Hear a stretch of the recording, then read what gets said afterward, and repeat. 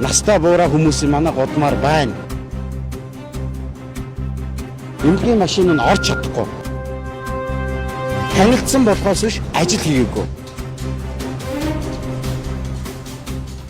Энэ бол ерөнхийдөө шугамын бохирын шугамаас гарч ирж байгаа л энэ ерөөсөд бохирл гэсэн үг л дээ. Тэгээ ерөөсөө энэ чинь ямар нэгэн гол ус мосны юм халаа малаа юм үүсдэггүй юм газар واخхой юу. За тэгээд ерөөсөө битүүний өдрөөс гисүүлэл энд ерөөсөө ингээл дандаа шингэн ус урсаж ихсэн ихний ээлжинд. За тэгээ битүүний өдрөөс за энэ яг газар юу байгаль орчин дулаарч энтэй холбогдлолтойгоор жоохон байгуул энэ байшин машингийн ус мос цаас хайлж байгаа гэж бодвол тоогүй. Эхний 2 өдөр тоогүй. Энэгээр чи хүмүүс чи машин орж гараад хүн орж гарах нөхцөл боломж байсан. Шинийн 2-ноос гисүүлэл энд чинь ерөөсөө мөсдөж шөнтөн мөсдөж эхлээл өдөрт нь хайлаж зайрмагдаж эхлээл ингэж аваарж яваад машин чинь орж гарах тоолонд хайлаа ингэж хоёр тийшээгээ засаж босгосоор байгаад ерөөсөө одоо хүн байтугай машин явах боломжгүй болтлоо ингээд бүр мөсөн хайлаа гэдэг зүйл чинь одоо бий болоод эхэлсэн байна. Одоо жишээ нь ингээд энэ зам чинь түрүүс жижиг тэргүүд орох ямар ч боломжгүй болцсон. Ийшээ орлоо бол илгээрээ ингээд тэгэндэг. Одоо ийшээгээ ингээд гурав дахь хашаа, айлын хашаа хүртэл одоо урсаад ирэх гэж байгаа. Та одоо ийшээ гараад бичлэг хийгээрэй. Зайрмагдсан нөхцөл тас хөлдөхгүй.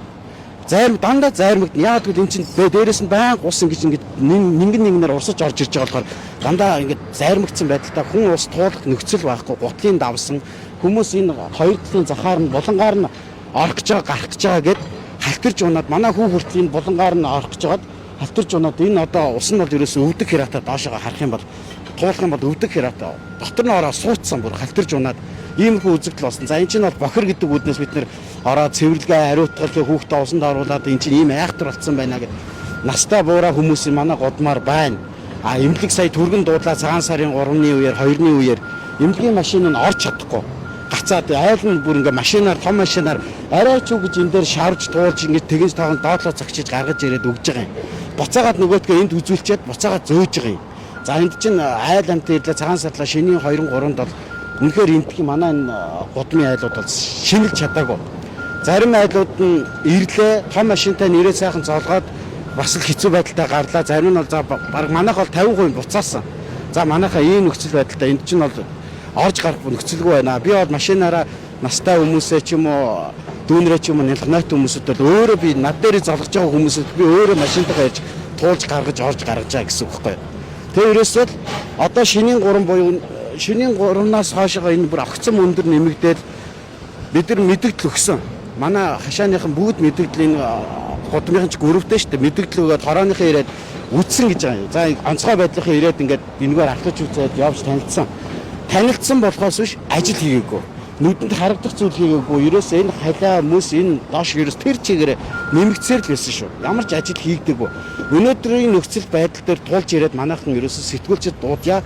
Ард иргэдийнхаа орсон суугчдынхаа үг яриаг авахгүй байна гэдэг үднээс сэтгүүлч дуудаал элсэн дайраад засаг дарга өнөөдөр мэдсэн гэж байна. Засаг дарга нь өнөөдөр мэдсэн босд нь яагаад одоо болт хэлээгүй ийм том болтол яаж байгаа юм бэ гэд өнөөдөр яг одоо тааныг дуудангууд ингэж том твш ирээд ингэж байгаа байхгүй. За минийхаар бол одоо би чинь байнга орж гараад ийшээ явах тоолонд хардیں۔